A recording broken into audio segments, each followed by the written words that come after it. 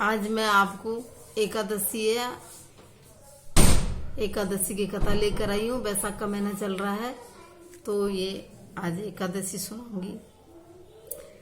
धर्मराज जी युधिष्ठिर से बोले, हे भगवान, वैशाख महीने के कृष्ण पक्ष की एकादशी का नाम तथा उसकी विधि क्या है और उससे कौन से फल की प्राप्ति होती है, सो कृपा पूर्वक कहिए। श्री कृष्ण भगवान बोले, हे राजेश्वर, वैशाख महीने के कृष्ण पक्ष की एकादशी का नाम बरुथनी है।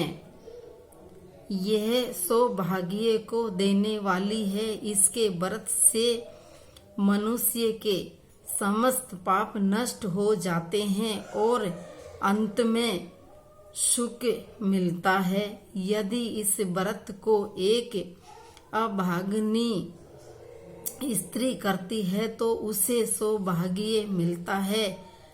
बरुथनी के व्रत के प्रभाव से ही राजा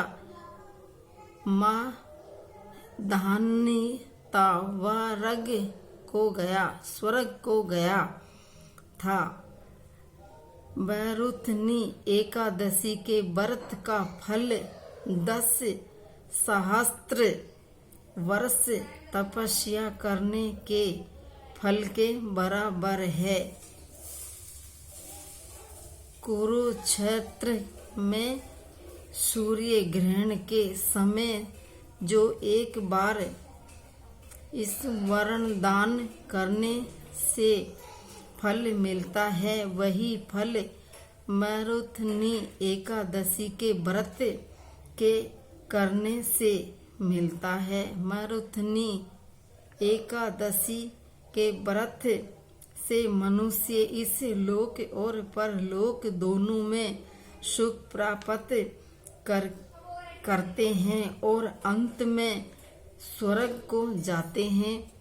शास्त्रों में कहा गया है कि हाथी का दान घोड़ा के दान से और घोड़े के दान से भूमि का दान उत्तम है। उससे उत्तम तिलों का दान है। तिल से स्वर्ण का दान और इस वर्ण से अन्न का दान श्रेष्ठ है। संसार में अन्न दान के बराबर कोई भी दान नहीं है। अन्न दान से पितृ देवता मनुष्य आदि सब तृप्त हो जाते हैं। शास्त्रों में अन्नदान कन्यादान के बराबर माना गया है।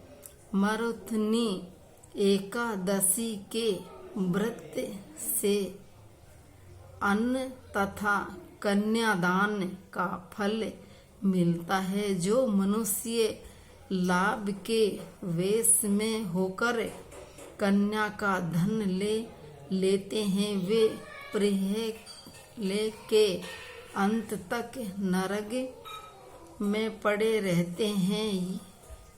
ये उनका अगले जन्म में बिलाव का जन्म ग्रहण करना पड़ता है। जो मनुष्य प्रेम से वह धन सहित कन्या दान करते हैं, उनके पुण्य को चित्रगुप्त भी लेखने में असमर्थ हो जाते हैं। जो मनुष्य इस बरुथनी एकादशी का व्रत करते हैं, उनको कन्यादान का फल मिलता है। बरुथनी एकादशी का व्रत करने वाले को दशमी के दिन से खेत 10 वस्तुओं को त्याग देना चाहिए। एक कांस के बर्तनों में भोजन करना, दूसरा मांस, तीसरा मसूर की दाल, चौथा चना, पांचवा कोदो, छठा सहाके, सातवां माधु शहद, आठवां दूसरे का अन्न, नवा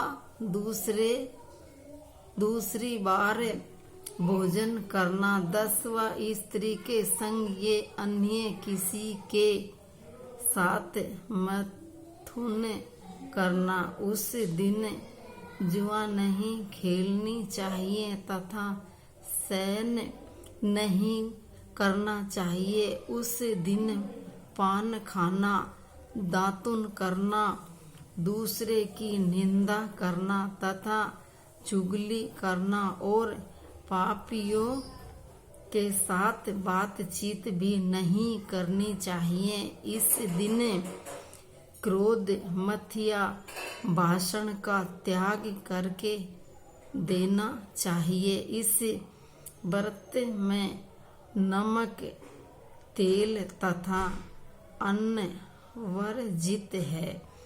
हे राजन, जो मनुष्य इस एकादशी को विधिवत करते हैं उनको स्वर्ग लोक की प्राप्ति होती है। इस व्रत के महत्म्य को पढ़ने से एक शास्त्र गौदान का फल प्राप्त होता है। इसका फल गंगा के स्नान करने के